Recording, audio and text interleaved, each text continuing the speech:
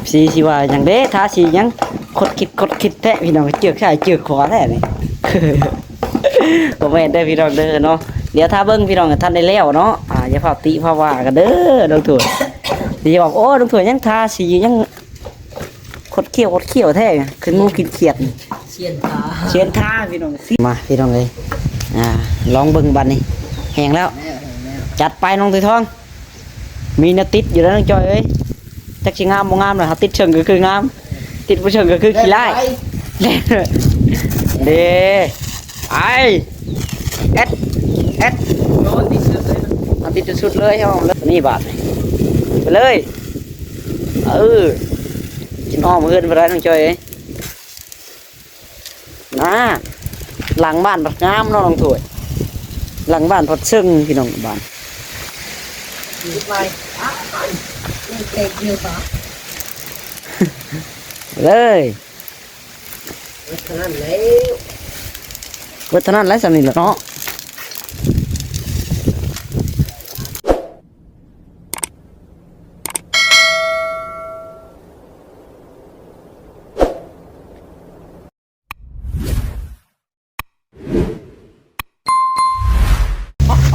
พี่น้องเนาะโดย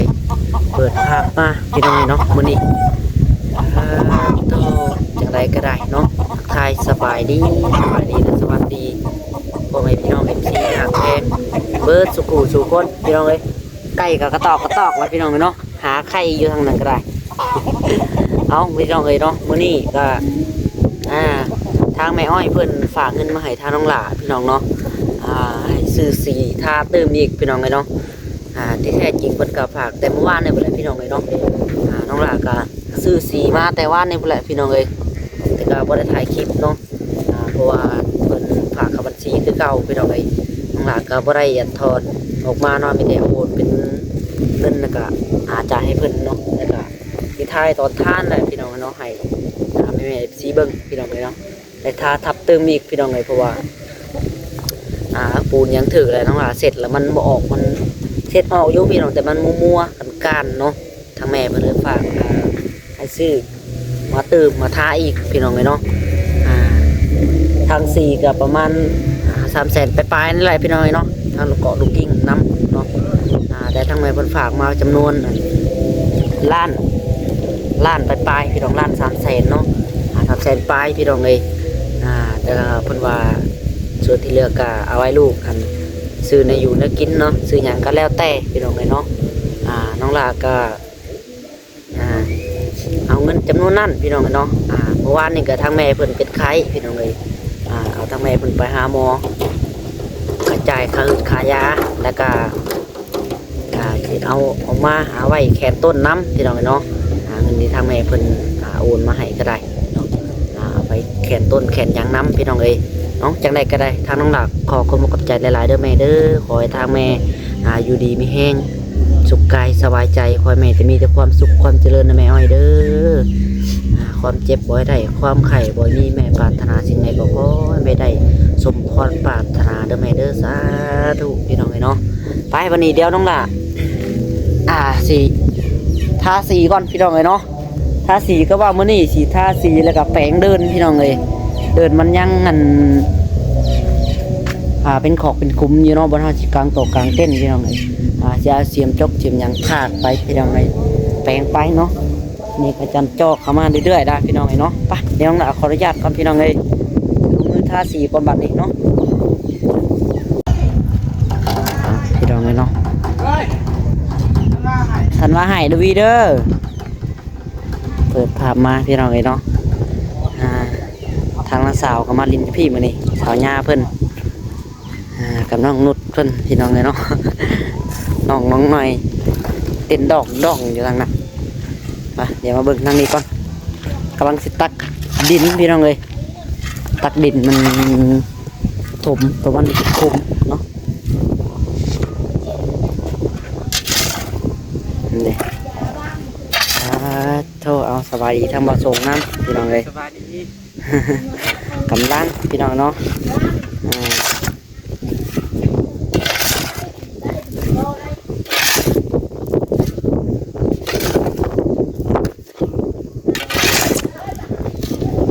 มขึ้นก็ต้องได้ขุมเลยพี่น้องแปลงเดินแปลงยังไว้แล้วก็ทิศทางบนก็เจ้าภาครถบ่พอมันก็จะเช็ดกอกรถตัวนี้แล้วเนาะตัวนี้เลยท่านต้องดาวแล้ว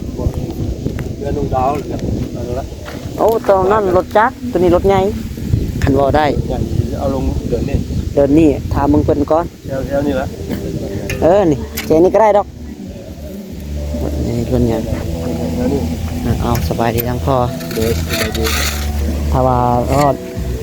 มันนั่นนี่ก็ทางของตัวเองก็ได้มันไปนี่ก็ได้รถใหญ่เดินให้บ่อึดมันเป็นดินกระเจ้าเด้เสียงเพลงเนาะแม่พี่น้อง เสียงตู้ไว้ดังกระดอนะพาอยู่ทางใต้เนาะลมเสียงอากมาพี่น้อง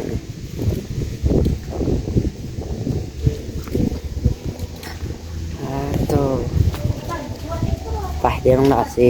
ทาสีก่อนเห็นยังนดต่อนั่งเล่นเป็นว่าสบายดีกล้องนะฮึแกส่งโซ่ซีเดือบาทนี่พี่น้องเปลี่ยนชุดในเพิ่นเดี๋ยวกล้องที่ติดแดงเนาะนุ่นเนาะดื้อเอ้ยโอ้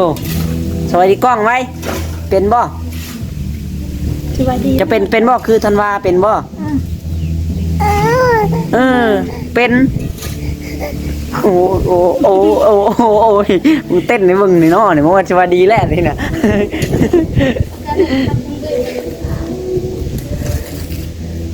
โธ่ไปเดี๋ยวต้องด่าทาสีก่อนพี่น้องไปถอกบนถอกบนรถถอยถอกบนรถตีใช้กระถางไงนี่ก็ได้จนนี่ก็พอบ่โอเคเงินทาบึดแถวนี้ก็ทาแล้วล่ะพี่น้องเลยตัวหนาทางหนานี่ต้องทาแล้วตัวนี้ทางนี้ฮอนนี่ยังขอบหลังเนาะทันไปทาฮะใส่น้ำอะไรใส่มากินอีจอกนึงจอกผสมแล้วมันเหนียวพวกก็จะมันคว้าคำมันเหนียวเลยหรอกะเจ้าบันไดมันเป็นกาบดิ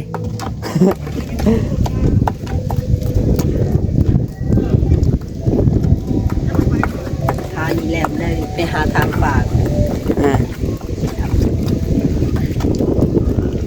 ถ้าว่าส่งถมตัวไหน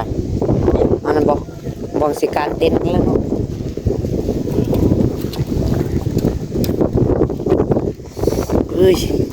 หนาวพี่น้องกันพวกแหละไปทาบังแดดมาถูกเพราะแหละ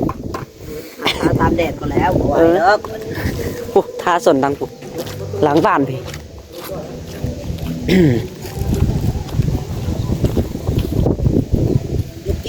นี่กิ่งลูกกิ่งให้แปลงปัดเห็นบ่มาแปลงตัวหน่อย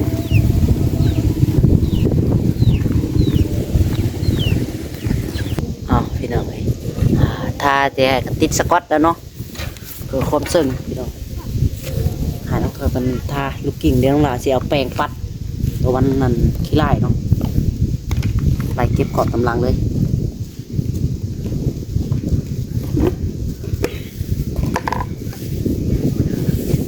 อะไรงงแงง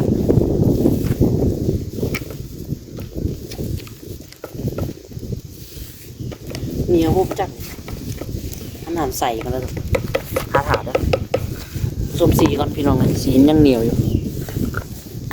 เบิ่งงานน้องเคยทองทาถาเด้อ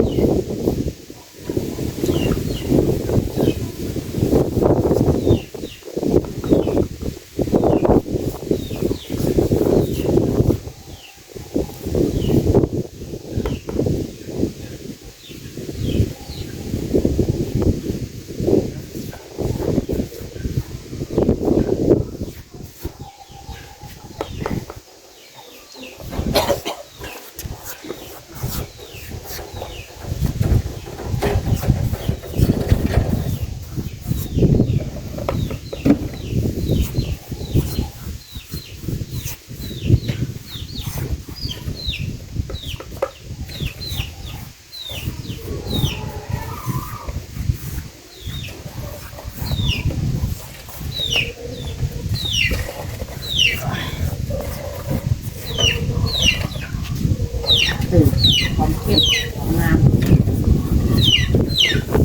อาหารแดก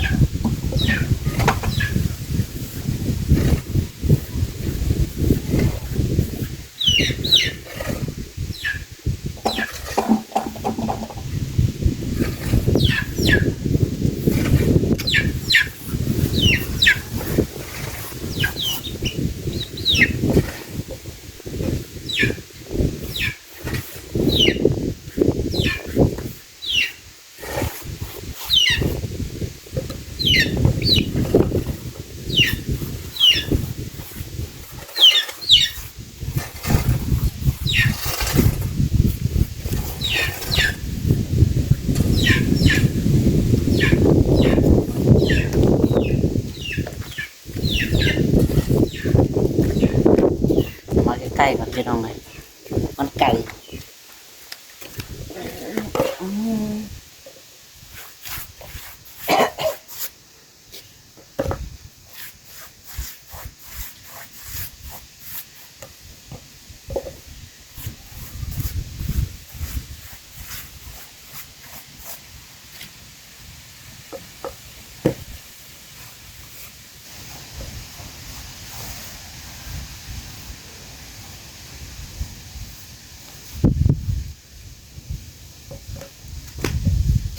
กิ่งในปุ๊กไม่ถูกมันจังบริทาแฉะเทิงถูก นะ กิ่งในประมาณปุ๊กรถอันนั้นถ้าถือเบียมันสกอตนะมันบ่เต็มแผ่นเลยนะมันบนนี้มันคืออันนี้บ่เต็มแผ่นตัวฮอตติดอันนี้ให้มาฮอตทาหลำฮอตทาหลำเทิงมันเดี๋ยวอันนั้นคันนี้คืออะไรได้เยอะทาฮอตติดรถก็มีอย่างนั้น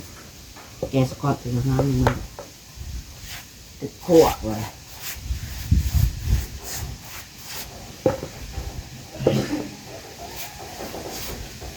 ถ้าลายหลังจะได้เป็นขึ้น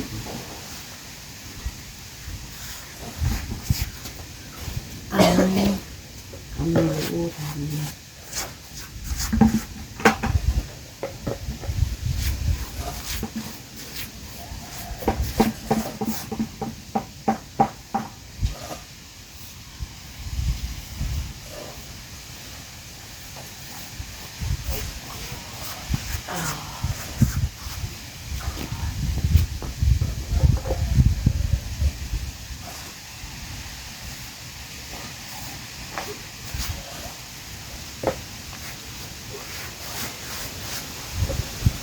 ขาดจนมันแห้งขนาดนี้แกะ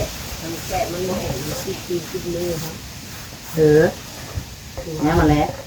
มันแห้งก่อนจะมาติดมือ เพราะว่าแกะบางทีมันติดมือบางทีมันแห้งแกะสบายอยู่ติดมือกระลางคือนั่นออก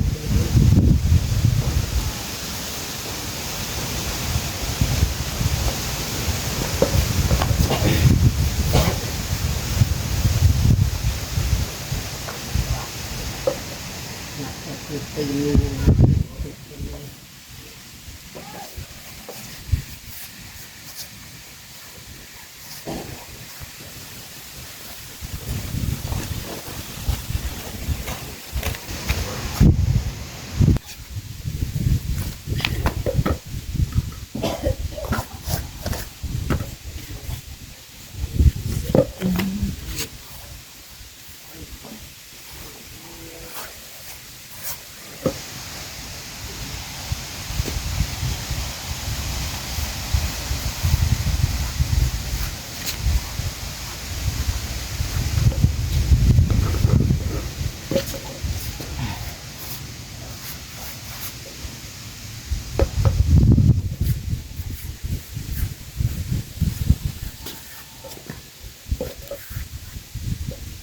จับเดียวอย่างนี้เนาะทั่ว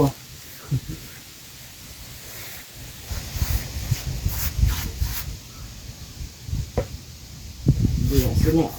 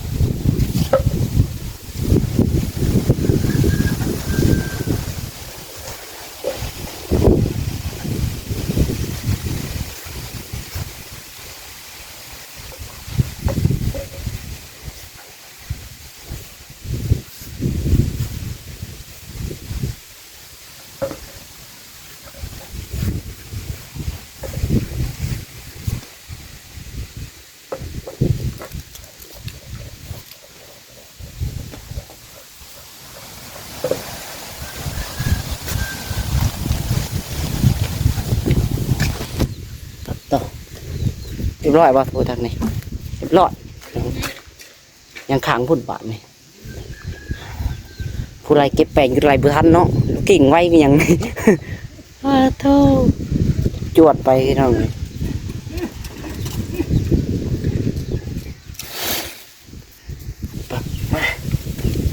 ต่อชอบน้องเคยท่องเลยมาทานลูกกิ่งเลย เด้อไปกันถึงเด้อไป ส่วนทางเหนือคุณบอกโอเคถ้าถาโลดเดจะหน่อยเอากล้องตามป้าไว้จะหน่อย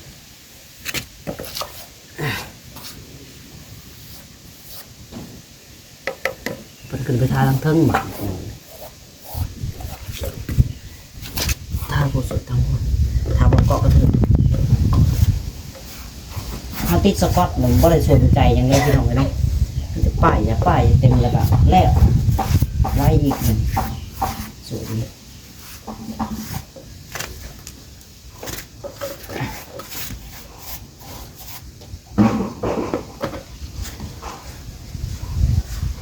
เก็บความเนียน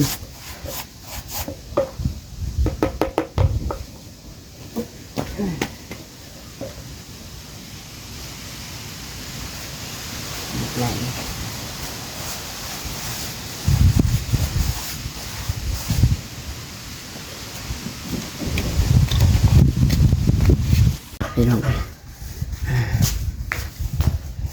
บอกเธอว่าทานาเลยเนาะแต่มันจางมันยังกะจะได้ลำอีกพี่น้องเลยชีเขาเป็นทางเนาะทางน้อยพี่น้องเลยซื้อมา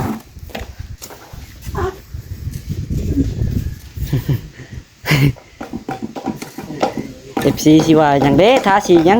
คดคิดแท้พี่น้องเจือกใช่เจือกขวาแท้นี่ ผมเห็นได้พี่น้องเด้อเนาะเดี๋ยวถ้าเบิ้งพี่น้องกับท่านได้แล้วเนาะอย่าพาติพาว่ากันเด้อดงถั่วเดี๋ยวบอกโอ้ดงถั่วยังทาสียังคดเขี้ยวแท้คืองูกินเขียด เชียนตา เชียนทาพี่น้องเซียนมันเกิดว่าเซียนมันเกิดทองว่าเซียนวันนี้นะเซียนไปจ้างสามบาทเด้เสียวจ้างเกินไปได้ไปเสียวเนาะทาไปนิดหน่อยตัวเดี๋ยวทาเบิ้งพี่น้องเกิดว่าแนมส่วนมากก็อยากเห็นน้องมองตัวมองช่องผู้ชนมันก็สวัสดิ์ทาบิดไปโลด สองยา มันไม่ขึ้นข่อยน้องตัวมันเคยว่าไม่ขึ้นข่อยแล้ววะ เดี๋ยวทาเบิ้งมันแห้งก่อนน้องตัวที่เสนอให้เบิ้งเป็นไงได้สีตัวนี้ก็คือเกล็ดของถ้วยถ้าเกี่ยวแท้อันนี้ เก็บจะตื่นทานยันติด โอเคนี่อะไรสนานาในด้วยสีเทียบอยู่แล้ว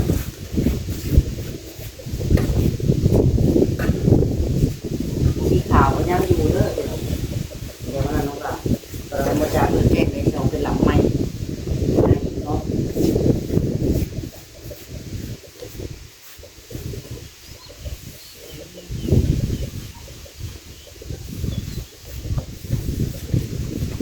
เรามีแห่งแรกชาบุขาวแหละจะนอนอยู่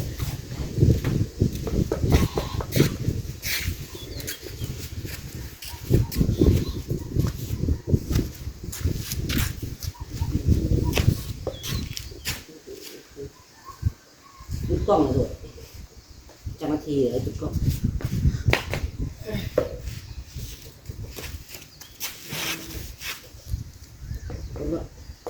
มาพี่น้องเลยลองเบิ่งบันนี่แห้งแล้วจัดไปน้องตีทองมีเนื้อติดอยู่แล้วน้องจอยเอ้ยจักชิงามบ่งามเลยครับติดเชิงก็คืองามติดบ่เชิงก็คือขี้ไล่เด้ไอเอสโดนติดสุดเลยติดสุดเลยเอาเลยเด้พี่น้องเลยไป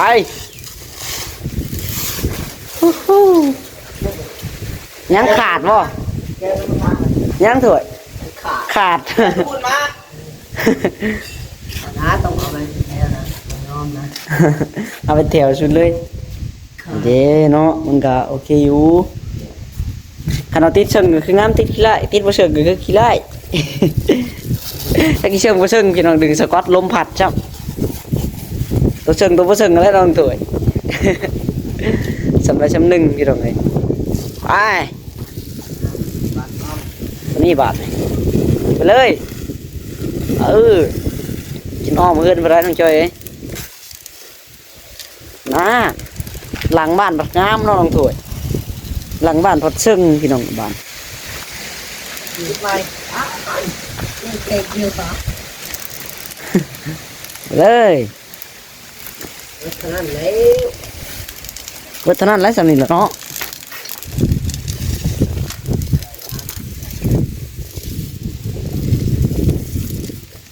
หาก็คิดไอเดียนี่ออกไง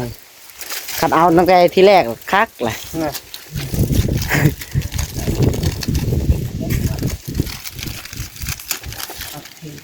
ลุงน้องฟ้า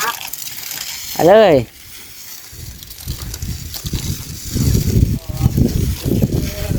น่าซื้อจัดน้องเถอะ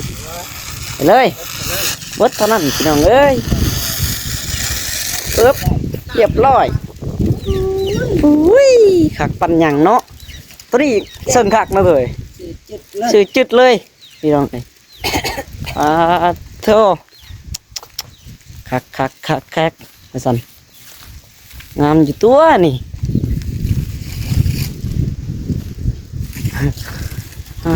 เธอนี่ดิ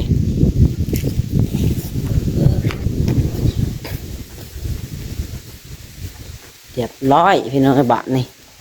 ข้างหน้าเนี่ยนี่อาทิตย์เต็มว่านในเวลาพี่น้องใส่ในว่านในเวลาตัวนี้เนาะเอาแล้วแต่ว่านที่ผู้วางโต๊ะนี่ทางละอันท้าแล้วก็หามโต๊ะหามหยังเข่าเลย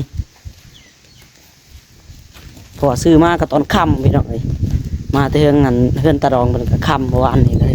แล่ลงไปซื้อสีมาทาเล็กหน่อยแล้วก็หยุดนี่เนาะเรียบร้อยแล้วพี่น้องบ้านนี่เอาคัก